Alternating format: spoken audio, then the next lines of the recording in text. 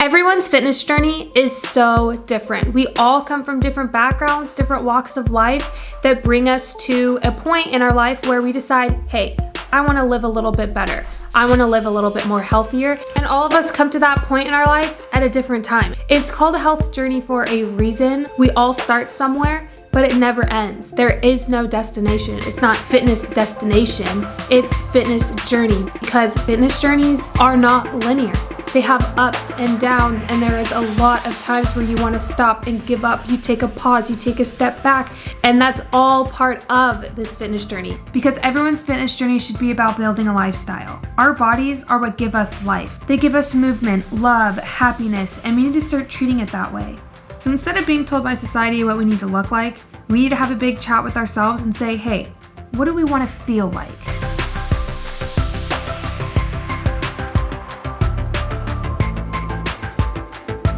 I feel like a lot of times when it comes to health fitness journeys, people think, it's so smooth sailing, it just goes up and up. People who are ripped on, the internet, they never have bad days, they never have off days, and that's not true.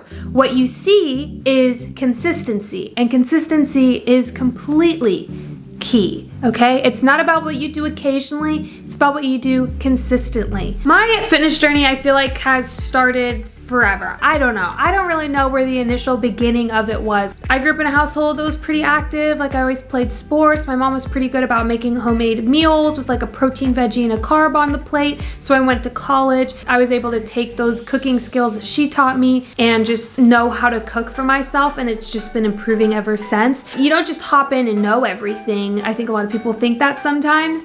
It's a gradual climb to learning more and more and just building upon the knowledge, the education. So it really is just a full journey. 2015, 2016, I started lifting, and I was pretty strong in the gym. Like, I loved it. I just loved the way I was. I didn't really care, and I wasn't conscious about the way that I looked. I ran Spartan races, I was active, and I felt like I was really strong and fit, but I couldn't see any difference. So I started in 2018, I was like, all right, this is the year. I wanna actually see some results. I wanna see some progress because I'm strong, and yeah, I eat pretty healthy. I, cook most of my meals, but I just am kind of missing something. I want to see these muscles because I was like, I want to look shredded. Like, I'm so strong, I'm pushing all this weight, but I want to be shredded. So I was like, all right, let's try this. I really focused on nutrition. I educated myself. I just read a lot of research. I did start counting my macros just to kind of get an idea of what I am eating, kind of where I was at. What types of foods am I having enough protein? Just kind of become more educated and self-aware of what I was consuming. I think I did that for like a month, and then I just stopped, and I've been eating intuitively ever since. I got all of my results from nutrition. Nutrition is key, and nutrition really makes up probably 80% of the results that all of us see. My exercise did not change too drastically the first time that I lost a bunch of weight and postpartum when I lost all of the weight after having my baby. It was all about my nutrition and my nutrition intake, which is why it's so important for you to be able to study for yourself and become educated about the foods you eat, how much you're consuming, and slowly cut that back, because ultimately, scientifically, the way to lose weight is to be in a caloric deficit. You can be in a caloric deficit by increasing cardio or by watching what you eat, or a little bit of both. But ultimately, what you put into your body really does affect your training and your life and your results overall when you're trying to lose weight, if that's your goal. It's not just about what you're doing in the gym, it's also about what you're doing outside of the gym. So it's really that twofold. You've got to be on top of both. And this is kind of a gradual process. For me, what I did is I ate the exact same. I ate what I usually ate. I would just eat a tiny bit less here or there. I did not count macros. I did not track calories. I really gave myself time the second time around to lose weight, because I said, you know what? I gave myself 9 months to grow this baby. I'm gonna give myself at least that to get back to where I needed to. So I slowly decreased my calorie intake, kept my exercise, again, the same. I've been doing almost the same workout split for years. It changed a little bit while I was pregnant. It changed a little bit while I was postpartum. I wasn't working out as much pregnant and postpartum in the early days. Gave myself the time and space to do that. I knew that I needed to be in a caloric deficit to lose the weight, and so I did that slowly over a period of time. No restrictions, keeping my sustainable habits that I've learned early on. And you know what? It was great. I gave myself that time to be able to healthily lose the weight, get to a point where I feel really good, and now I'm in a great maintenance and I feel great. And eventually if I want to start building more muscle, I can do that.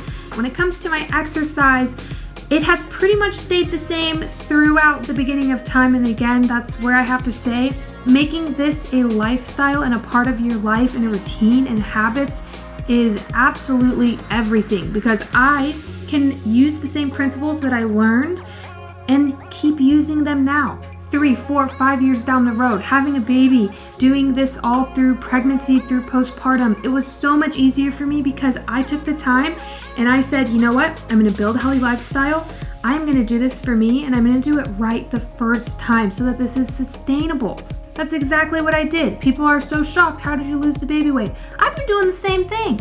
You guys have been following me on Instagram, on YouTube. Nothing has really changed. My body has changed, and the time lapse of what's going on in my life of pregnancy and postpartum has changed, but what I'm doing to the core, the principles that I'm following are the exact same the entire way through. Now, when I was pregnant and postpartum, I'd work out about 3 days a week. I'd do an upper, a lower, and then a full body day of a little bit of a circuit, try and get my heart rate up a little bit. And I did that during postpartum too. And then I would slowly add in days as I could. But I have been doing the same thing. My exercise hasn't really been changing too much. I mean, of course, I'm increasing weight. I am trying new exercises. I do pyramids, drop sets. I'm trying to build strength. I'm not trying to stay stagnant or the same, but the principles of what I do for lifting, for full body, for functionality, stretching, flexibility, all of that to the base and the core is the same. What's different is my nutrition. And that's what I needed to focus on in my journey. I had already built all the muscle. I just needed to see what was there. I want to live such a full and happy life. And that's going to be down to me, the decisions I make, and how I treat my body and myself. 100%. I think one of the biggest things that I learned on this second round of my fitness journey, I would call it, because, I lost a bunch of weight, got shredded, then I got pregnant, I gained a bunch of weight, and then I lost the weight again. So I'd say this is like my second time doing this, and I'm gonna do it again when I have more kids, which is kind of cool. Again, the journey's like this, isn't it? And it's all about loving ourselves through the process, through our whole life, just building good, sustainable, healthy habits that'll carry us on throughout all of these times.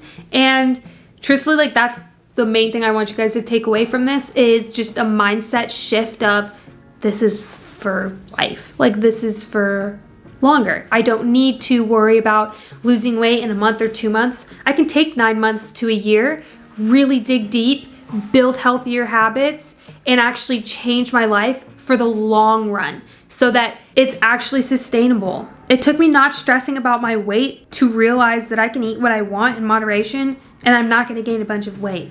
When I was postpartum, that first 6 weeks, I just shoved in my face with any baked good. That's what I was just craving. I just ate baked goods. And it took me until then to realize, hey, I did all of that and I'm fine. Sometimes we have a crazy night out and you're drinking a bunch and you're eating a bunch, and then you wake up the next morning and you're like, I'm okay. Sometimes it takes you a couple of those times to realize that you're gonna be okay. And this is about consistency and longevity in the long run, not just about those small little moments. So some tips for you getting started. I do have a whole video about this, but it's just about picking exercise you love.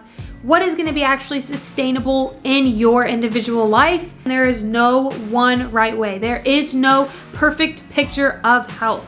It looks different on everybody, and everybody's mental health is gonna be different. And make the decision mentally that you're gonna love yourself through the process, and you're gonna just find a new lifestyle and stuff that you personally love and enjoy. And it doesn't matter what anybody thinks, and it doesn't matter what anybody has to say about it, because this is what you are doing for yourself. This is your journey, your time to shine, and you got this. The very last thing I want to talk about is not comparing. Do not compare your fitness journey to anyone else's. First of all, everybody starts somewhere different, so don't compare your day 1 to someone else's year 5. There are people who have never worked out for a day, and they're looking at people who've been lifting for 10 years. No, don't compare your journeys. Each and every one of us is entering our fitness journey at different stages of our lives. We all have different body shapes, body types. Even if we all ate the exact same and did the same workouts, we would all look differently just because that's how we are. So there's no room for comparison in anyone's fitness journey. And that's something that I think we all need a little reminder of here and there. At the end of the day, creating a healthier lifestyle and totally changing my life, my habits, my routines, and making better choices along the way of keeping exercise as a weekly practice and trying to be more mindful about what I eat has completely changed my life for the better.